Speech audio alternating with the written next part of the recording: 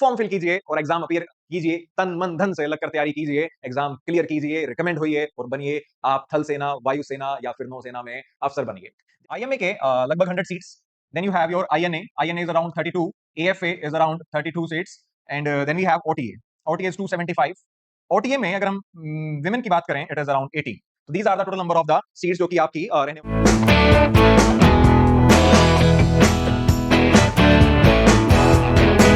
जय हिंद everyone, welcome to the in depth classes. और आज के हमारे इस वीडियो सेशन का टॉपिक रहने वाला है सीडीएस 2 2025 के नोटिफिकेशन के बारे में। 28 मई 2025 को यूपीएससी नोटिफिकेशन जारी करने वाला है सीडीएस 2 2025 के लिए।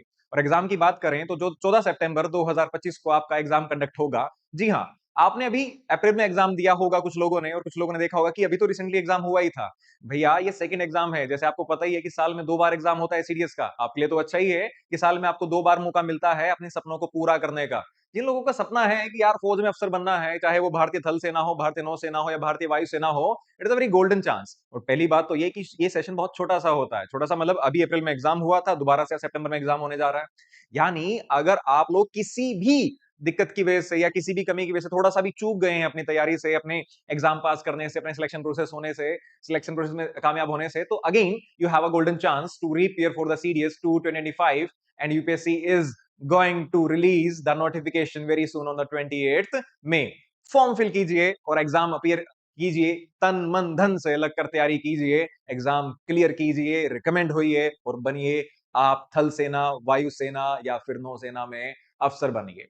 जैसा आप लोगों को पता ही है कि अगर आप लोगों ने वीडियोस के डिस्कशन में हमारी पिछली वीडियो डिस्कशन ध्यान से देखी होंगी, तो हमने चीजों को थोड़ा एक्सप्लेन करने की कोशिश करी है कि हमें क्या करना चाहिए, चाहे रूटीन के बारे में बात हो, चाहे वो सीडीएस के एग्जाम के बारे में पूरी बात हो, सिलेबस की बात हो, जीएस को लेकर बात की गई हो। हम आपकी इस तैयारी में पूरी तरीके से आप लोगों के साथ हैं। पूरी तरीके से मतलब पूरी तरीके से from the exam till the selection, जब तक आप अकेडमी नहीं चले जाते हैं। अब अकेडमी का मतलब ये है कि भैया exam, then you have your SSB recommendation, officer like qualities, उसके साथ साथ आपका मेडिकल, जिस पे भी बातें कर चुके हैं हम लास्ट वीडियोस में। अगर आप सब चीजों पे ध्यान दें तो we are always there for you people. और जैसे आप लोगों को पता है एग्जाम पास आ रहा है, नोटिफिकेशन आते ही you will be in your toes कि हाँ भैया अब तो एग्जाम पास आ गया है। तो एग्जाम के लिए हम जल्दी आप लोगों के सामने लाने वाले हैं free course. Free, that would be free of the cost, but जैसा मैंने पहले भी कहा है कि फ्री है लेकिन आप अपना टाइम देने वाले हैं। और वही हमारी उम्मीद है कि जैसा आप लोग अपना टाइम इन्वेस्ट करने वाले हैं, हम भी उसी तरीके से उस चीज में इन्वेस्ट करें, ताकि गाड़ी के दोनों पहिए एक साथ तरीके से चलें और किसी डेस्टिनेशन पर पहुंचे। डेस्टिनेशन है सिर्फ आपका सैन्य अफसर बन जाना, चाहे वो भारतीय थल सेना हो, चाहे वायु सेना, चाहे वो नौसेना। हम बात करते हैं कि इस बार नोटिफिकेशन में क्या कुछ अलग देखने को मिल सकता है। नहीं, ऐसा कुछ खास अलग नहीं। जैसा आप लोगों को पता ही है कि एग्जाम जो प्रोसेस है it is for the like induction of you people. आप लोगों को सिलेक्ट किया जाता है for IMA and OTA, then AFA and INA. IMA और ओटीए दोनों आर्मी के लिए हैं, AFA for air force and INA for Indian navy. ये ट्रेनिंग अकेडमीज हैं। IMA is the Indian military academy Dehradun, officers training academy is in Chennai, then we have the air force academy and then we have the Indian naval academy. अब बात की जाए कि main और women कहां पर यहां पर आने वाले हैं। IMA is all about only main, OTA main plus women. ये शॉर्ट सर्विस कमीशन है, ये परमानेंट कमीशन है। Air force main only, navy main only. तो भैया यहां पर ये रहा आपका एलोकेशन कि आप कहां पर क्या किस चीज के लिए प्रिपेयर कर सकते हैं। जैसा आप लोगों को पता ही है एग्जाम स्कीम के बारे में, जो लोग आईएमए, एएफए या फिर आईएनए के लिए अपियर होते हैं, उन्हें तीनों एग्जाम देने हैं। तीनों एग्जाम का मतलब सुबह इंग्लिश देना है, उसके बाद दोपहर में जीएस जनरल स्टडीज या जनरल नॉलेज देना है, then you have your maths paper as well. English में 120 क्वेश्चन, 100 नंबर का पेपर डिस्कस कर चुके हैं, 120 क्वेश्चन 100 नंबर। मैथ्स में 100 नंबर 100 क्वेश्चन। ये हम स्कीम पहले भी डिस्कस कर चुके हैं, लेकिन फिर आप एक बार देख लीजिए। But OTA officers training academy के लिए you have to appear only for 2 exams, that is your English and your GS. 2 exams के लिए आपको अपियर होना है। यानी यहां पर कट ऑफ आपकी आउट ऑफ 200 और यहां पर आपकी कट ऑफ 300 में से डिसाइड होने वाली है। Then you will have your SSBs, then your recommendation and then your medicals and then your merit. उसके बाद अगर हम बात करते हैं कि एजुकेशन क्वालिफिकेशन, एजुकेशनल क्वालिफिकेशन का क्या सीन है।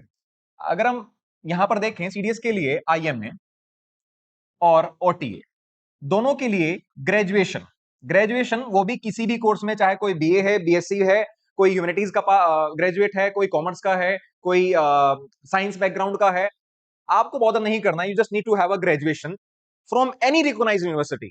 उसके बाद for AFA again you need to be graduate, graduate होना है, लेकिन 10+2 में आपके पास फिजिक्स प्लस मैथ्स होना जरूरी है। हाँ, मिनिमम क्राइटेरिया नहीं है कि परसेंटेज इतनी हो। For Indian naval academy you need to be graduated in engineering, आपके पास इंजीनियरिंग की डिग्री होनी चाहिए, फ्रॉम एनी रिकॉग्नाइज्ड यूनिवर्सिटी आप एलिजिबल हैं। उसके बाद इन सभी में, चाहे वो आईएमए हो, ओटीए हो, एएफए हो, आईएनए हो, there is minimum no minimum percentage criteria, कोई परसेंटेज का क्राइटेरिया नहीं है। जैसे कि एफकेट में आप लोग देखते ही हैं कि 60% मार्क्स जरूरी हैं ग्रेजुएशन में, लेकिन यहां आपको सीडीएस में से कोई चीज देखने वाली नहीं मिलने वाली है। तो जो भी आप ग्रेजुएशन कर रहे हैं, लास्ट ईयर में हैं और ग्रेजुएशन कर चुके हैं, they are eligible for the your entries to these academies. अब बात आ जाती है एज पर, कि एज का क्या फैक्टर है। एज एज का लेकर लोगों का कई बार कंफ्यूजन बहुत ज्यादा रहता है कि सर एज नहीं है मेरी।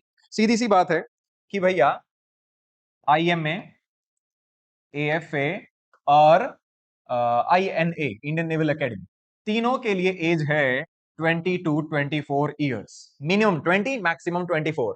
But we have OTA, OTA में आपकी एज है 20 to 25 and the candidate should be unmarried as well, उसको अनमैरिड होना बहुत ज्यादा जरूरी है। फिर अगर हम सीधी सी बात कर लें कि what would be the dates, अगर इसके अलावा भी लोगों को कंफ्यूजन रहता है, कई लोगों का बिल्कुल मार्जिन पे डेट ऑफ बर्थ होता है, तो आईएमए के लिए, आईएमए के लिए साफ तौर पर जिनका बर्थ 2 जुलाई 2002 से उस 1 जुलाई 2007 तक, 1 जुलाई 2007 तक है, इसके बीच में जिसका भी बर्थडे है, they are eligible for the application form, ये डेट्स इंक्लूड होंगी। उसके बाद you have your INA, INA same 2 जुलाई 2002 से 1 जुलाई 2007। देन यू हैव ओटीए 2 जुलाई 2001 से 1 जुलाई 2007, 1 साल एक्स्ट्रा। उसके बाद मैन और वुमेन दोनों, मैन और वुमेन, मैन भी और वुमेन भी। एएफए के लिए अगेन 2 जुलाई 2002 से 1 जुलाई 2007 तक, ये सभी लोग अप्लाई कर सकते हैं, ये सभी लोग एलिजिबल हैं on the age criteria. Age के बाद अगली बात आ जाती है फॉर्म फिलिंग की। फॉर्म फिलिंग आप यूपीएससी की साइट पर जाएंगे, फॉर्म भरेंगे www.upsc.gov.in पर। फीस की बात करें, for the male candidates fees is 200 rupees, but for women it is free of cost. Women का फॉर्म भी फ्री है और पढ़ना भी फ्री है। आप आइए, पढ़िए और अपने सपनों को साकार कीजिए। जैसा आप लोगों को पता ही है कि विमेन का जो रेशो है इन आर्म्ड फोर्सेस, वो दिन पर दिन इंक्रीज होता ही जा रहा है। Indian armed forces are very keen to recruit the Indian women in the forces. तो आपको बहुत तरीके से इनवाइट कर रही हैं फौज, प्लीज आप आइए और ज्वाइन कीजिए। तो why should be girls left behind, why should the women be left behind, they should apply in more numbers, ताकि लोगों को लगे कि हाँ, कमीशन को लगे कि हाँ, women are very much interested, और बाकी सुधार देखने को मिले। फिर आ जाती है बात वैकेंसीज की कि सर कितनी वैकेंसीज हैं। जैसा आप लोग हर बार देखते ही हैं कि इन मिलिट्री एकेडमी वैकेंसीज की बात की जाए तो इट वुड बी और अराउंड आईएमए के लगभग 100 seats. Then you have your INA, INA is around 32, AFA is around 32 seats, and then we have OTA, OTA is 275। OTA में अगर हम विमेन की बात करें, इट इज अराउंड 80। तो these are the total number of the seats जो कि आपकी रहने वाली हैं। उसके बाद ये तो हो गई जनरल बात है कि आप फॉर्म फिल करेंगे, ठीक है, जो भी आपका नियरेस्ट सेंटर हो वहां पर अपना फॉर्म फिल कीजिए, अपना सेंटर रखिए ताकि आपको ज्यादा दूर ट्रेवल ना करना पड़े। साथ ही साथ आप इन चीजों का ध्यान रखिए कि फॉर्म फिल करते हुए कोई आप फॉल्स इंफॉर्मेशन या गलत इंफॉर्मेशन फॉर्म में प्रोवाइड ना कर दें। जो लोग पहली बार रजिस्ट्रेशन करने जा रहे हैं, बड़े ध्यान से रजिस्ट्रेशन करें, क्योंकि रजिस्ट्रेशन को करेक्ट करने का मौका सिर्फ आपको एक ही बार मिलता है। और बात यहां पर यह आ जाती है कि भैया आप लोग फॉर्म फिल करने के बाद क्या करने वाले हैं। आप फॉर्म फिल करें और तन मन धन से तैयारी करें, और हम इस तैयारी में आप लोगों के साथ हैं। चाहे वो सिर्फ आप एग्जाम की बात करें या सिर्फ सिलेक्शन प्रोसेस की बात करें, we are always there for you people. इसके अलावा भी अगर आप लोगों के मन में कोई भी डाउट है, कोई भी क्वेश्चन है, तो आप लोग कमेंट सेक्शन में अपना क्वेश्चन बेझिझक पूछिए। कभी मत घबराइए कि मेरा क्वेश्चन बहुत सिली है, मुझे को लोग कैसे समझेंगे, होता है लोगों के मन में, but you should be very very simple कि सर ये चीज समझ में नहीं आ रही, आप प्लीज बता दीजिए। We are always there for you people. उसके अलावा भी अगर किसी को लगता है कि मुझे तो कमेंट सेक्शन में बात नहीं करनी है, देयर इज अ नंबर जो आप लोगों को दिख रहा है, just drop the message, message drop कर सकते हैं, कॉल कर सकते हैं एनी टाइम। अगर आप देखा जाए तो वी आर ऑलवेज देयर। लेकिन हमारी आप लोगों से बस इतनी सी रिक्वायरमेंट है कि जो ये कोर्स हम फ्री कोर्स लेकर आने वाले हैं, जिसमें हम सब कुछ पढ़ाएंगे, सब कुछ का मतलब सब कुछ, एग्जाम पॉइंट ऑफ व्यू से हमें क्या करना है क्या नहीं करना है, प्रॉपर स्ट्रेटेजी के साथ पढ़ाएंगे। ये नहीं कि सिर्फ पढ़ाकर छोड़ दिया, कब क्या पढ़ना है, कब कैसे करना है चीजों को, we will always be there. बस आप लोगों को अपना पहिया चलाना है, हम अपना पहिया चलाते रहेंगे, सो दैट हमारी गाड़ी डेस्टिनेशन पर पहुंचे। थैंक यू एवरीवन, जय हिंद, जल्दी मिलते हैं।